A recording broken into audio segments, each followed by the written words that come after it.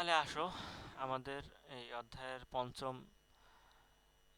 অঙ্ক, সেটা হচ্ছে কস্ট অফ কমারিক্যাল পেপার। তাহলে কস্ট অফ কমারিক্যাল পেপারে আমরা জানি, আগেই আমি বলছিলাম যে একটা ফেস ভ্যালু লেখা থাকে, আর সেই ফেস ভ্যালুতে আসলে বিক্রয় হয় না। সেই ফেস ভ্যালু বিক্রয় না হওয়ার ফলে আরও কমে বিক্রয় করতে হয়।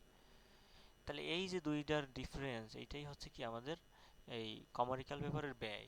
ঠিক আছে, এই কস্ট অফ কমারিক্যাল পেপারের ব্যয়টাকে আমরা টোটাল এনএসবি দ্বারা যদি ভাগ দেই, তাহলে আমাদের মোট বিক্রয়ের উপর খরচ বের হয়।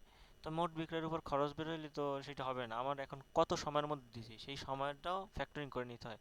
360কে ম্যাচুরিটি পিরিয়ড দিয়ে ভাগ দিলে আমরা, বা ডিসকাউন্ট পিরিয়ড দিয়ে যদি ভাগ দিই, তাহলে আমরা যে জিনিসটা পাই সেটা হচ্ছে আমাদের সময়। তো ফ্যাক্টরকে যখন সময় দিয়ে আমরা অ্যাডজাস্ট করি, তখন আমরা পাই কস্ট অফ কমারিক্যাল পেপার। খুব সহজ অঙ্ক। তো দেখো, এখানে বলছে এ commercial paper with the face value টাকা 10,000 ইজ সোল্ড 8,500 ফর 120 ডেজ। তাহলে 10,000 টাকার একটা কমার্শিয়াল পেপার 8,500 টাকায় 120 দিনের জন্য বিক্রি করা হচ্ছে। What will be the cost of commercial paper? Cost of commercial paper কত? এখন দেখো, ফেস ভ্যালু কত?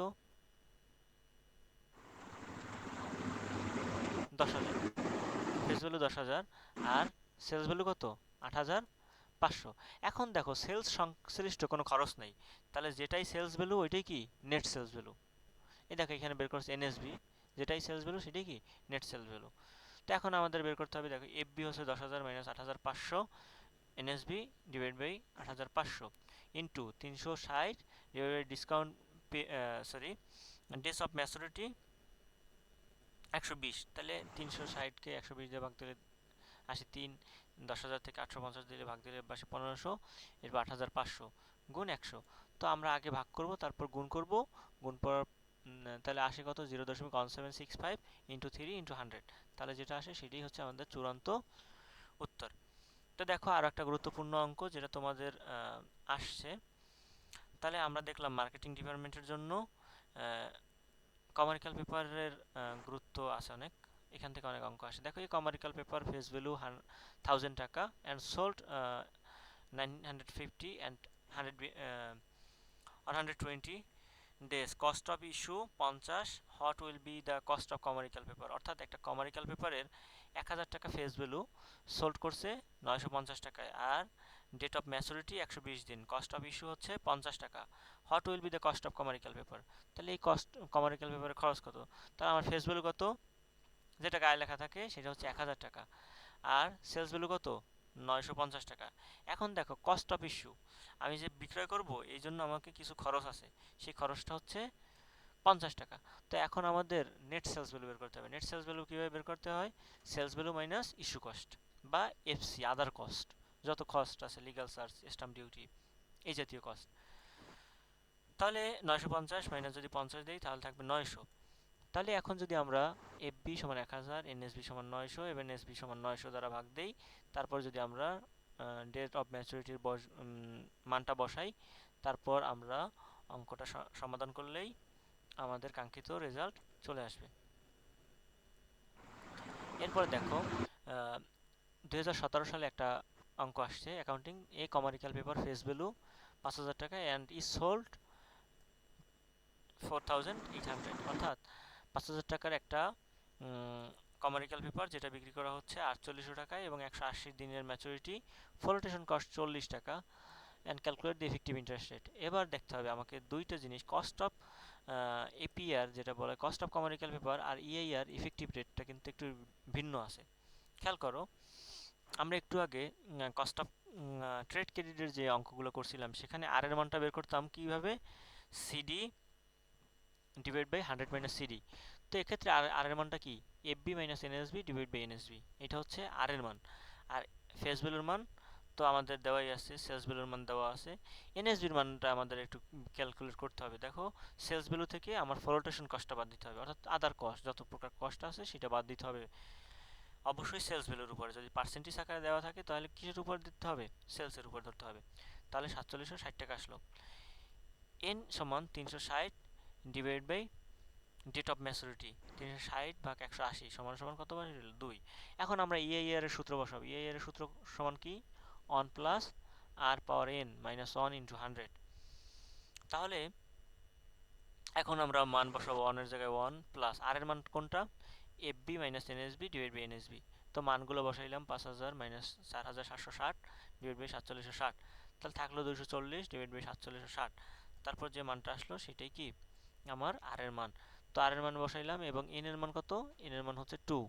তাহলে বের করার পর যদি মান করি তাহলে কত আসবে 10.33। আচ্ছা, কোনো সমস্যা থাকলে বলো। এখন তো কোনো সমস্যা বুঝতে পারতেছি না। আচ্ছা, এরপর দেখো 8 নম্বর অঙ্কটা দেখো, দ্য ইয়ার কোশ্চেন সলিউশন ম্যানেজমেন্টে আছে, 2020 সালে আসছে। দেখো, Raju company just issued 2 lakh টাকা commercial paper, 3 month maturity period and sales টাকা 1,90,000। এই অ্যাপিয়ার এবং ইআইআর নির্ণয় করতে বলছে, আগের মতোই, কোনো প্যাচ নাই, কিছু নেই। ঠিক আছে, 2 লাখ টাকার তোমার একটা কমার্শিয়াল পেপার আমার বিক্রি করছে কত 1,90,000। এখন ডেট অফ ম্যাচুরিটি 3 মান্থ, তাহলে 3 মাস রে আমার ডেতে কনভার্ট করে নিতে হবে। 3 × 60, সরি 3 × 30, তাহলে 90 দিন আসবে। তাহলে দেখো ফেস ভ্যালু কত 2 লাখ, ডেস অফ ম্যাচুরিটি 3 মান্থ সমান 90 ডেজ, এবং সেলস ভ্যালু কত 1,90,000 টাকা। এখন সেলস ভ্যালুর সাথে যেহেতু কোনো খরচ নাই, যেটাই সেলস ভ্যালু ওইটাই কি নিট সেলস ভ্যালু। তাহলে এখন কস্ট অফ কমার্শিয়াল পেপারের আমরা সূত্র বসাবো, অঙ্কগুলো করলেই আমাদের মান চলে আসবে। এরপর হচ্ছে ইআইআর নির্ণয় করতে বলছে। দেখো 2 নম্বরে এপিআর, এই যেটা বের করি যেটা কস্ট অফ কমার্শিয়াল পেপার, এটাকে বলা হয় এপিআর, অ্যানুয়াল পিরিয়ডিক রেট। আর ইআইআর হচ্ছে কি ইফেক্টিভ ইন্টারেস্ট রেট, অর্থাৎ আমি যে কস্টটা বের করলাম এইটা আসলে মূলত কত। ঠিক আছে, ইআইআরটা কি খুব বেশি প্রসিদ্ধ, মানে ইফেক্টিভ, আসলে কার্যকরতা আমার কত গেছে। ধরো আমি একটা গরু পাললাম, ঠিক আছে, ধরো গরুর উদাহরণটাই আমার খুব ভালো লাগে, এই জন্যই দিতেছি বারবার। তো আমি একটা গরু পাললাম, যেখানে আমি ওরে কিছু খাবার দাবার খাওয়াইলাম, যে খাবার বাবদ আমার 5,000 টাকা খরচ গেছে। এখন আমি যদি বলি গরুর খরচ আমার মাত্র 5,000 টাকা খরচ, এর সাথে আমি যে এই যে পরিশ্রম করলাম সেটার একটা কষ্ট আছে না, এরপর আমার টাইম হুম। চলে গেছে না। তো গেছে। এই এপিআর এর মাধ্যমে আমি যে প্রথম বললাম যে 5,000 খরচ গেছে এই যে খাবারের খরচ, কিন্তু আর ইএই এর মাধ্যমে আমার সকল খরচ আছে, এই যে আমার শ্রম খরচ, এই যে, তাহলে এইটাই আমাদের চিন্তা করতে হবে যে এপিআর এর মাধ্যমে টোটাল সামগ্রিক কষ্ট আছে, আর ইএই এর ক্ষেত্রে কি আছে একেবারে সম্পূর্ণ যে কষ্ট আছে। এখানে আসে এমনি খরচ, মানে প্রাসঙ্গিক খরচ, আর এইটার সাথে কি আদার যে খরচটা আছে টাইম ভ্যালু, হ্যাঁ, ইনফ্লেশন, সেগুলো চলে আসে। তো এই জন্য দেখো এপিআর থেকে ইএইআরটা একটু বড় বেশি হয়। ঠিক আছে, হ্যাঁ। আচ্ছা আসো দেখো 19 সালের অঙ্কটা দেখো, ম্যানেজমেন্টে যেটা আসছে, এটা পারবা। এই দেখো, ইস্যু 10,000 টাকার কমার্শিয়াল পেপার, 90 দিন ম্যাচুরিটি, 9700 টাকায় বিক্রি করছে, অ্যানুয়াল ইন্টারেস্ট রেট আর ইফেক্টিভ ইন্টারেস্ট রেট চাইছে। তো ইআইআর এর সূত্রটা খুব ভালোভাবে মুখস্থ করবা। ঠিক আছে, আর এখানে সূত্র একই মনে হইলেও ওইখানে কস্ট অফ কমার্শিয়াল পেপারে যে সূত্র আর এইখানে আর এর মানের সূত্র কিন্তু এক না। ওইখানে তোমার যেটা ওই যে সিডি কস্ট অফ ট্রেড ক্রেডিটের ক্ষেত্রে আর এর মান কত 100 মাইনাস সিডি। ঠিক আছে, আর এন এর মান কত 360 ডিভাইড বাই ডিএম, আর ওইখানে মান ছিল কত 360 সিপি মাইনাস ডিপি, ওইটা হচ্ছে ওইখানে কস্ট অফ ট্রেড ক্রেডিটের সময়। আচ্ছা দেখো,